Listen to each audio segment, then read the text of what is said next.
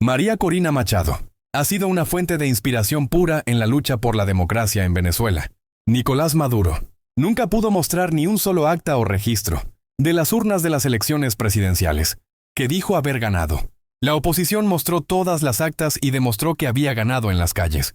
Pero Maduro, con la complicidad de países como México y con el apoyo de su ejército, se aferró al poder, persiguiendo y reprimiendo a la oposición.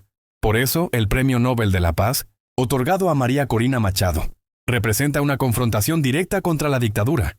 Al hacer el anuncio oficial, el presidente del comité noruego del Nobel explicó que el premio reconoce su trabajo en la promoción de los derechos democráticos de Venezuela y su lucha por lograr una transición justa y pacífica del régimen hacia la democracia. Peace Prize for 2025 goes to a brave and committed champion of peace, to a woman who keeps the flame of democracy burning amidst a growing darkness.